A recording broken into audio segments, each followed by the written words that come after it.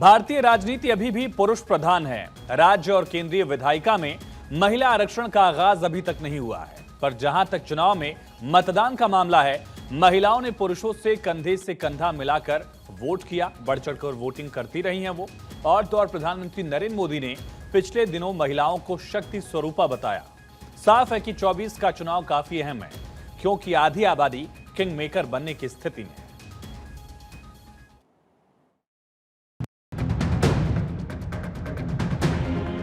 आज देश माताओं, बहनों, बेटियों के सामने आने वाली हर अड़चन को दूर कर रहा है। इसी सोच के साथ बीते 9 वर्षों में हमने माताओं, बहनों से जुड़ी हर बंदिशों को तोड़ने का प्रयास किया।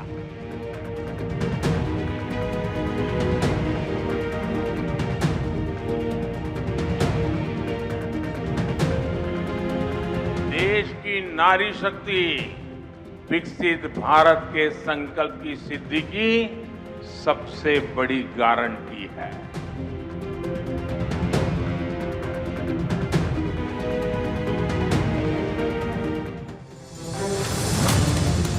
माय आइडिया ऑफ इंडिया, नारी तू नारायणी।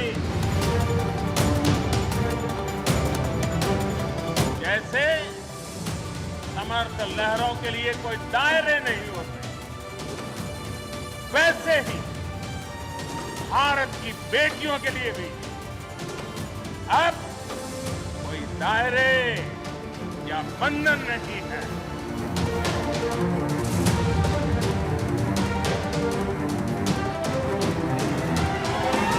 देखिए, मैं आज बोल करके जा रहा हूं, अभी आपके अकाउंट में दूध का पैसा महिलाओं के अकाउंट में ही जाएगा, किसी पुरुष के अकाउंट में नहीं जाएगा। फिर ऐसा तो नहीं होगा मोदी जी ने घर में झगड़ा करवा दिया।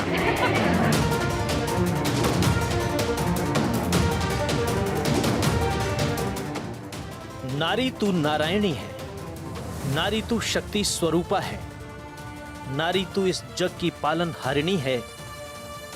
यानी नारी के बिना सृष्टि के बारे में सोचना नामुमकिन है।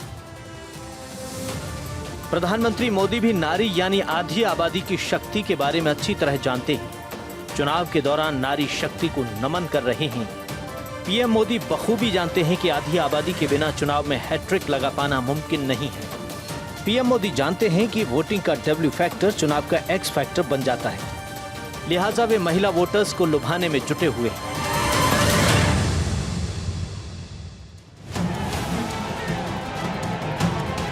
दो 2024 के चुनावी प्रचार में गर्माहट है।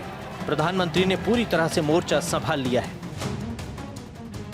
कांग्रेस नेता राहुल गांधी ने भारत जोड़ो न्याय यात्रा के समापन के दौरान मुंबई में शक्ति शब्द का प्रयोग किया। ना हम बीजेपी के खिलाफ लड़ रहे हैं, ना हम एक व्यक्ति के खिलाफ लड़ रहे हैं, हम शक्ति से लड़ रहे हैं। तो प्रधानमंत्री नरेंद्र मोदी ने इस पूरे मामले को महिला शक्ति से जोड़ दिया। पीएम मोदी ने तेलंगाना के जगत्याल में महिलाओं को शक्ति स्वरूपा बताकर राहुल गांधी पर पलटवार किया। इंडी अलायंस ने अपनी घोषणा पत्र जाहिर किया और उन्होंने कहा है कि उनकी लड़ाई शक्ति के खिलाफ है। मेरे लिए हर मां शक्ति का रूप है, हर बेटी शक्ति का रूप है।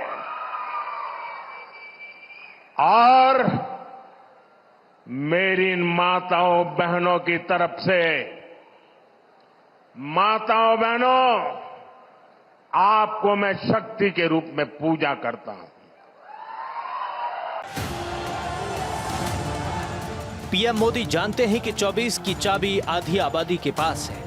नारी शक्ति से ही जीत की वो शक्ति मिलेगी जो सालों साल तक याद की जाएगी।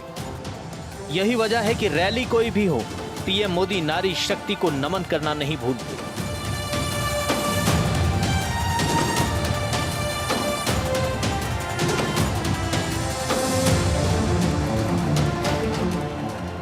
बीजेपी के साथ साथ कांग्रेस भी महिला मतदाताओं को लुभाने में जुटी हुई है। कांग्रेस ने नारी न्याय गारंटी योजना की बात कही है। आधी आबादी पर झुकाव की वजह है मतदान के मोर्चे पर महिलाओं की मजबूती।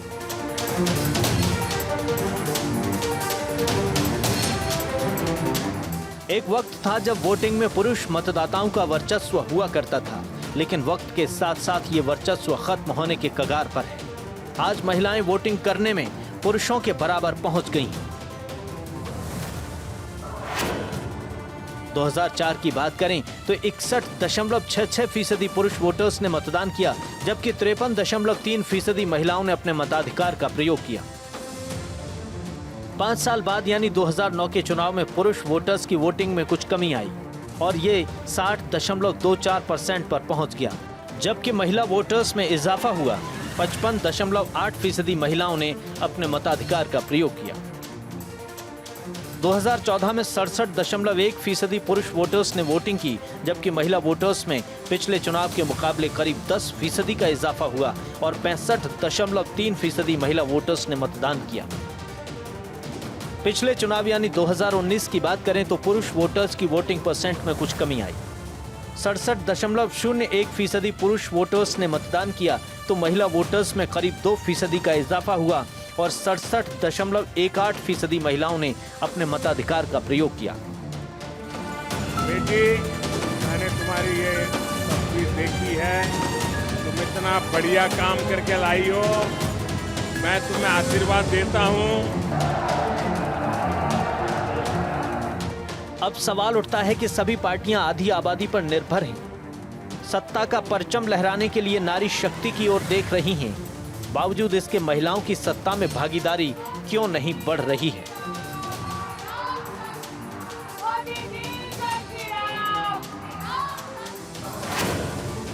उन्नीस सौ 62 में 3.2% महिला उम्मीदवार थी। 2019 यानी 57 साल में इसमें मामूली इजाफा हुआ है। 2019 के चुनाव में महिला उम्मीदवार बढ़कर 9% हो गईं।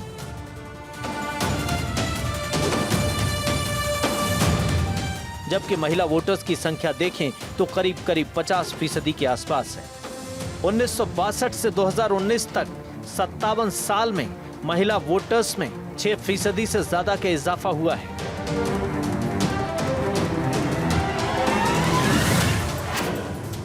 उन्नीस सौ 62 में महिला मतदाताएं 42% थीं, 2019 में बढ़कर 48.2% हो गईं। देश के 13 राज्यों में अब तक महिला मुख्यमंत्री रही हैं, यानी 18 राज्यों में आज तक कोई महिला मुख्यमंत्री नहीं बनी। उत्तर प्रदेश, दिल्ली और तमिलनाडु में 2 बार महिला मुख्यमंत्री रही हैं।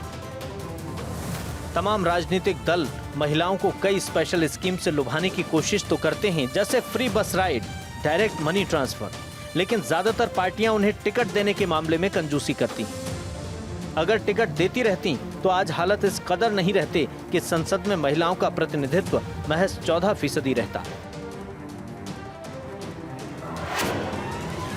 1951 यानी आजाद भारत में जब पहली बार चुनाव हुआ तब 22 महिलाएं लोकतंत्र के मंदिर में पहुंची, जो कुल सांसदों की 5% थीं।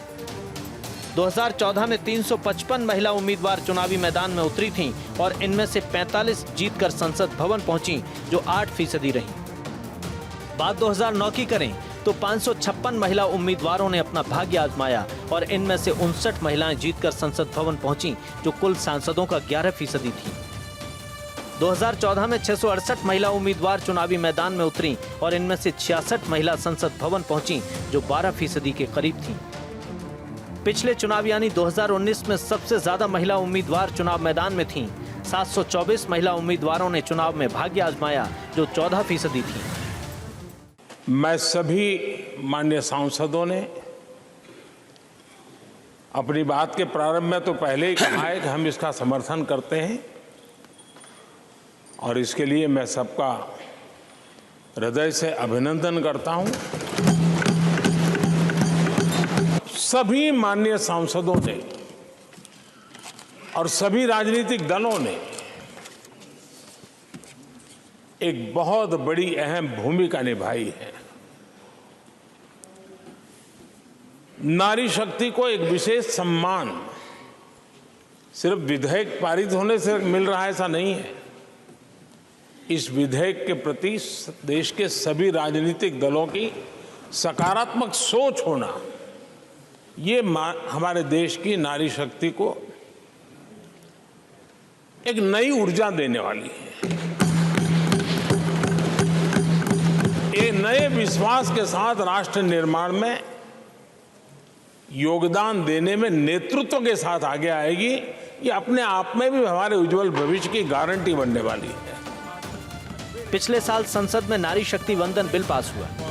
धन्यवाद करता हूं। इस बिल के लागू होने के बाद महिलाओं को संसद और विधानसभा में 33% आरक्षण मिलेगा। हालांकि अभी इसमें वक्त है, लेकिन फिलहाल के टिकट वितरण पर नजर डालें तो कोई भी पार्टी नहीं है जिसने 33% तो दूर 25% भी महिला उम्मीदवारों को चुनाव में उतारा हो। 1996 के चुनाव और 2019 के चुनाव में किस पार्टी ने कितनी फीसदी महिलाओं को टिकट दिए, आपको आंकड़ों के जरिए बताती है। बीजेपी ने 1996 में 5.7% महिलाओं को टिकट दी और 23 साल बाद यानी 2019 के चुनाव में इसमें 2 गुना इजाफा हो गया और 12.6% महिलाओं को बीजेपी ने चुनावी मैदान में उतारा। कांग्रेस ने 1996 में 9.3% महिलाओं को टिकट दी थी और 2019 आते आते इसमें इजाफा होकर 12.8% तक पहुंचा। सीपीआई ने 7% महिलाओं को 1996 में उतारा था और 2019 आते आते इसमें मामूली इजाफा हुआ और 8.2% महिलाओं को टिकट दी। सीपीआई के उलट सीपीएम में काफी ज्यादा महिलाओं को टिकट दिए गए। 1996 में 6.7% महिलाओं को मैदान में उतारा गया, जबकि 2019 में 14.5% महिलाओं को टिकट दिए गए।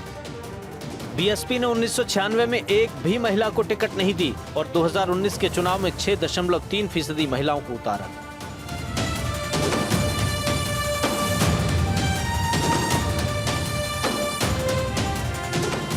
पिछले कुछ साल में महिलाओं की भागीदारी बढ़ी है और इसके पीछे वजह है समाज का खुलापन। चुनाव आयोग की तरफ से वोट की शक्ति के बारे में अच्छी तरह से बताना। हिंदी भाषी राज्य की महिलाएं जो कभी वोट देने के मामले में फिसड्डी साबित होती थीं, आज आलम यह है कि अपने मत के अधिकार को लेकर काफी सजग हैं।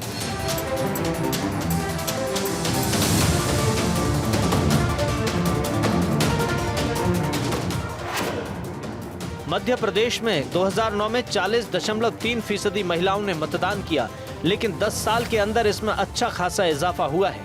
2019 चुनाव में 46.2% महिलाओं ने वोटिंग की। यही तस्वीर जम्मू कश्मीर में भी दिखाई दी। 2009 में जम्मू कश्मीर की 40.9% महिलाओं ने अपने मताधिकार का प्रयोग किया, जबकि 2019 में ये 46.3% हो गया। झारखंड में 2009 में 44.2% महिलाओं ने वोटिंग की, तो 2019 में 48.6% महिलाओं ने अपने मताधिकार का प्रयोग किया। 2009 में बिहार में 44.5% महिलाओं ने मतदान किया, जबकि 2019 में करीब 4.5% का इजाफा हो गया और 48.9% महिलाओं ने वोटिंग की। उत्तर प्रदेश में 2009 में 42% महिलाओं ने अपने मताधिकार का प्रयोग किया, तो 2019 में 46.2% महिलाओं ने वोटिंग की। राजस्थान में 43.7% महिलाओं ने 2009 में वोटिंग की, जबकि 2019 में 47.2% महिलाओं ने मतदान किया। उत्तराखंड में 2009 के चुनाव में 45.9% महिलाओं ने अपने मताधिकार का प्रयोग किया, तो 2019 में 49.2% महिलाओं ने वोटिंग की। धीरे ही सही मगर महिला वोटर्स में जागरूकता दिखाई दे रही है। इसका सीधा असर सियासी दलों पर दिखाई दे रहा है। कभी महिलाओं को टिकट देने में संकोच करने वाली पार्टियां अब आधी आबादी के लिए अपनी पार्टी के दरवाजे खोल रही हैं और इसके पीछे अहम वजह है प्रधानमंत्री नरेंद्र मोदी की महिला शक्ति रणनीति। पीएम मोदी ने 2014 में सत्ता संभाली थी, तब उन्होंने नारी शक्ति को ध्यान में रखकर स्ट्रेटेजी बनाना शुरू की। कहीं भी जाते तो महिला वोटर्स को शक्ति कहकर वंदन करते थे। वीर माताओं की भूमि है। यहां गोद में जो बच्चे पलते हैं ना, तो वीर माताओं के संस्कार से वीर बच्चे पैदा होते हैं।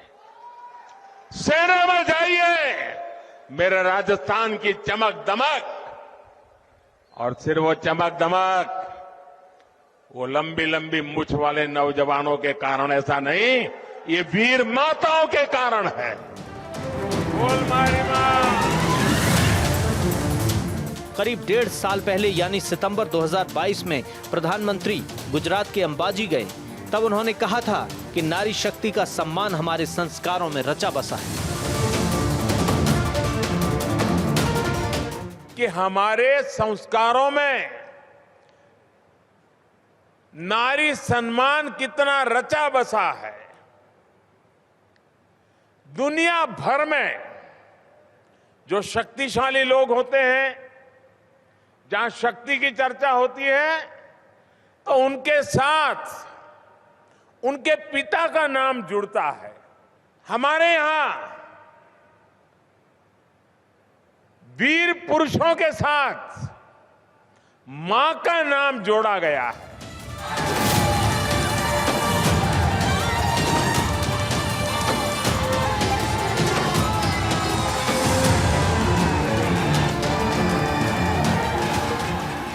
पीएम मोदी के विजन में महिलाओं का उत्थान सबसे पहले था। यही वजह है कि पिछले करीब 10 साल में आधी आबादी के विकास के लिए 2-4 नहीं बल्कि दर्जनों योजनाओं की शुरुआत की गई। हाल ही में ड्रोन दीदी नाम की योजनाओं को अमली जामा पहनाया गया। आर्थिक स्वावलंबन बनाने के लिए शुरू की गई योजनाओं से महिलाओं को फायदा हो रहा है और प्रधानमंत्री नरेंद्र मोदी इस योजना को देश और दुनिया के लोगों से साझा कर रहे हैं। मैंने एक कार्यक्रम लिया है, नमो ड्रोन दीदी। इसके पीछे मेरे 2 लक्ष्य हैं। एक तो मैं भारत के गांवों में 3 करोड़ महिलाओं को लखपति दीदी बनाना चाहता हूँ, और वो भी एक गरीब परिवार से। तो मैं एक साइकोलॉजिकल चेंज करना चाहता हूँ। ये छोटी छोटी चीज़ें नहीं, बड़ी चीज़ें करनी है। दूसरा, गांव में महिलाएं मतलब यही काम करेगी, भैंस को चराएगी, गाय को चराएगी, दूध दोहेगी, नहीं।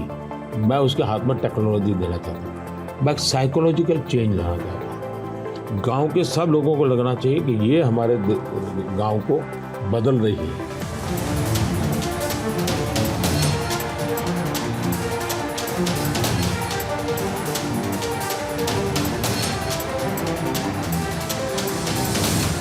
अपने 10 साल के शासनकाल में पीएम मोदी ने विकास पर जोर देने के साथ साथ वुमेन एम्पावरमेंट पर भी बहुत ज्यादा ध्यान दिया।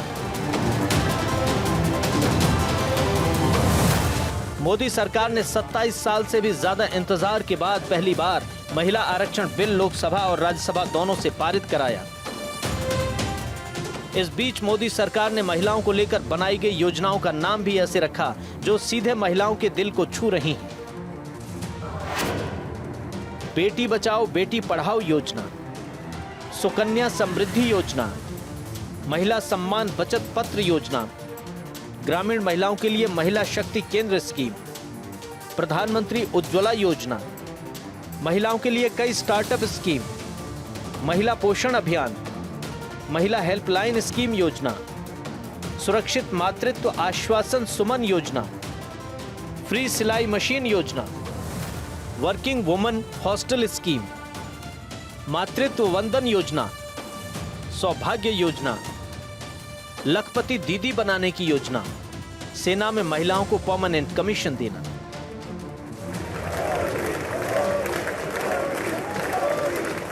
पिछले साल अमेरिका के राजकीय दौरे पर पीएम मोदी गए थे। अमेरिका में पीएम मोदी का ग्रैंड वेलकम हुआ था।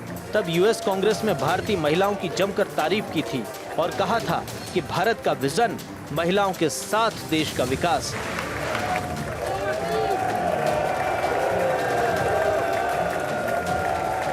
India's vision is not just of development which benefits women. It is of women-led development where women lead the journey of progress.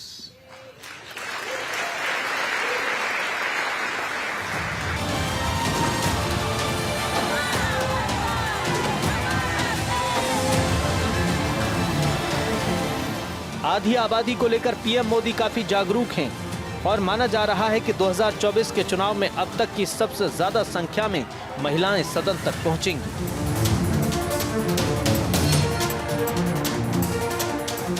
कुल मिलाकर कहा जाए तो लोकसभा चुनाव में महिलाएं बड़ी ताकत बनकर उभरी हैं। राजनीतिक दलों ने पहले से कहीं ज्यादा महिलाओं को अपने चुनावी अभियान के साथ साथ कार्यालय और रणनीति की जिम्मेदारी सौंपी है। वैसे महिलाओं को समाज में समान नागरिक के रूप में प्रतिष्ठित होने के लिए अभी लंबा सफर तय करना है।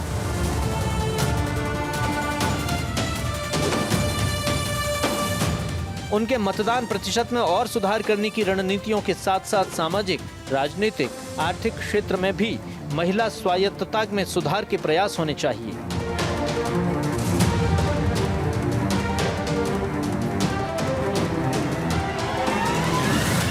2019 के चुनाव में महिला उम्मीदवारों की संख्या कुल उम्मीदवारों के 10वें हिस्से से कम थी। ये संख्या भले ही एक कीर्तिमान हो, पर ओवरऑल इसे नगण्य ही कहा जाएगा। लेकिन 2024 में लग रहा है कि महिलाएं अब तक के सभी तरह के रिकॉर्ड को ध्वस्त करेंगी। Bureau report, Bharat 24।